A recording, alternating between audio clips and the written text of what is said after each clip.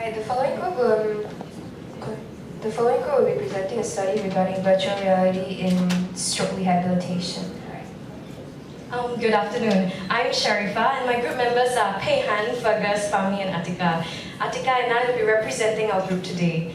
Our study looks at whether stroke patients prefer a serious game or a commercial game for rehabilitation. This is a user preference study, and these are the objectives we'll be covering today.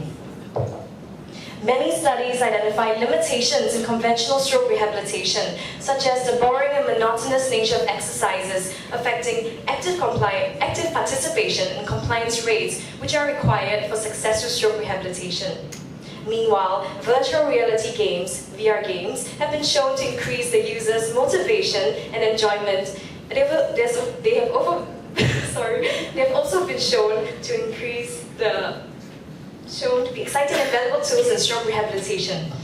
For example, a Cochrane review by 11 colleagues in 2011 gathered 7 high-quality RCTs comparing VR therapy and conventional therapy. VR therapy resulted in better arm function as compared to conventional therapy. These may be able to explain why VR gaming systems are being used more frequently in stroke rehabilitation in the recent years, resulting in an influx. This influx is supported by a Medline search done during our literature search using keywords virtual reality and stroke rehabilitation. Only 4 articles were published before the year 2000 as compared to 160 articles published between January of 2000 to April 2012. However, these VR games were mostly commercial in nature.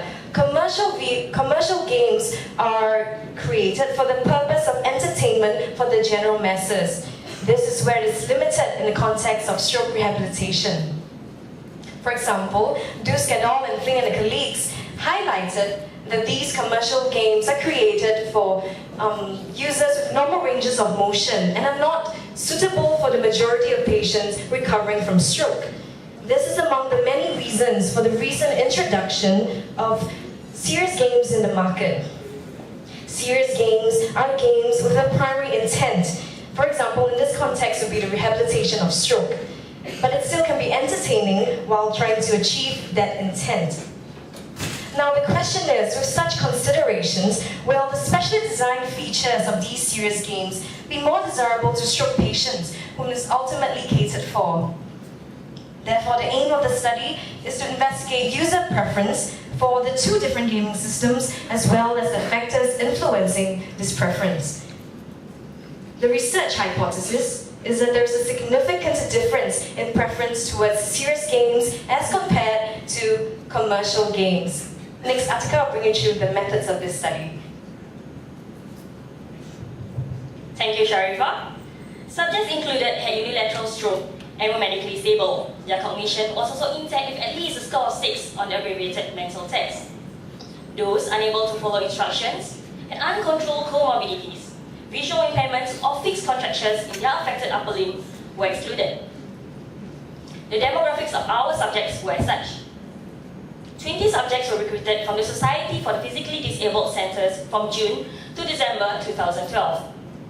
They consisted of 8 men and 12 women with a mean age of 55.6 years, of which 13 had left hemiplegia and 7 on the right. As shown in the flowchart, 20 subjects were exposed to 2 different games for a period of 15 minutes per game system in no particular order. The 2 game systems chosen were Wii for the commercial game system and AbleX for the stroke-specific serious game. For the Wii, we chose games that were similar in nature to that of AbleX in order to be as fair as possible for our questionnaire-based study. This was followed by the administration of a questionnaire which evaluated their preference between these 2 games. Of the 20 subjects recruited, none of our subjects withdrew from the study. The questionnaire was self-designed. Content validity was ensured through the usage of variables shown to be associated with satisfaction and user preference in gaming in the literature. The questionnaire was also refined based on a pilot study carried out on 3 subjects and based on recommendations by experienced therapists in the field, hence ensuring face validity as well. The 4 main variables used for the questionnaire were game appeal, game motivation, game challenge, and how eye-catching the games were. There are factors that made up each variable based on literature search done. For example, what made the game appealing could be its sound, its speed, its images, or its score, and they will be further elaborated later on. Basically, the questionnaire has two sections, one for the commercial game, another for the serious game. On your left is a sample of how the commercial game section looks like, and on your right, the serious game section. The same set of questions was posed in both sections for these variables mentioned. For example, the first question posed was whether the patient found the game appealing and to rate it accordingly from 0 to 10. This will allow an unbiased comparison of both of the game systems. In the next segment, I'll be presenting to you the main results of our study. Our study showed that there was a significant difference in user preference. We wanted to find out which of these four variables mentioned caused this significant difference. The variables were compared across two systems. For example, the variable of appeal in the commercial game was compared to the variable of appeal in the serious game. The Wilcoxon sign rank test was utilized.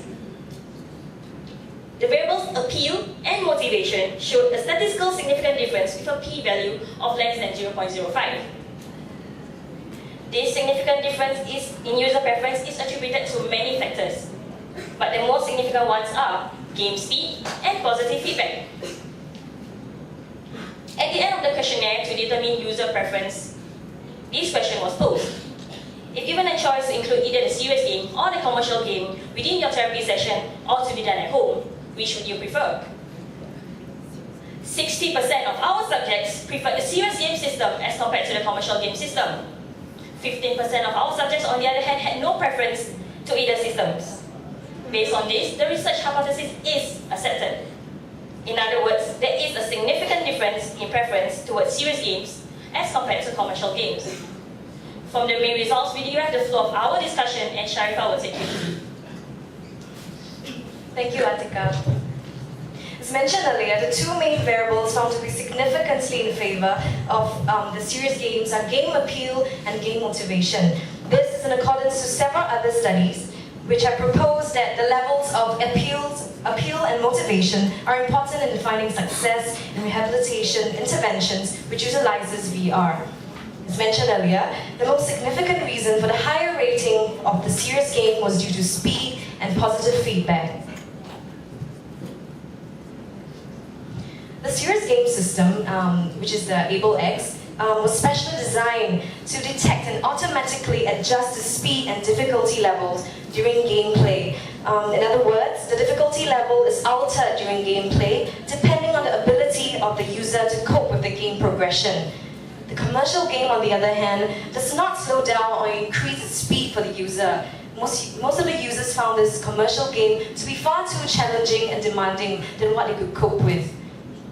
Flores and colleagues found that speed adaptability to be an essential feature, and our study has demonstrated as such. With appropriate difficulty level, the user can participate at their own pace and continue to remain engaged in the game. Aims of rehabilitation can therefore be achieved without omitting the game experience of the user. This feature should be considered as a basis in selecting VR games for the stroke population. Positive feedback was found to be the most significant factor that led to the increased motivation in the serious game. We explored the feedback provided by both systems and found that the commercial game system had more negative feedback, with words such as you lose and game over, whereas the serious game had relatively more positive feedback, with words such as your score or finish game. Several articles identified positive feedback as a strong predictor in exercise motivation and compliance, and they certainly contended with our main findings. One limitation faced was that to date there have been no studies done to compare between the user preferences of the two games.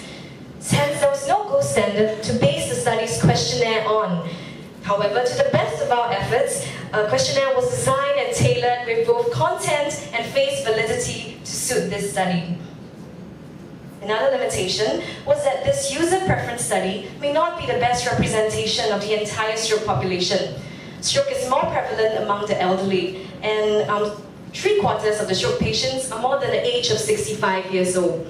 However, in this study subjects consisted of younger population patients with a mean age of 55.6. This limitation can be addressed by using a larger study group. From the results, it shows that majority of the subjects are receptive to serious games. This prompts future studies to evaluate the effectiveness of serious games by using psychometrically sound outcome measures. Therapists and game designers should work together to collaborate their ideas so as to design more of these condition-specific serious games.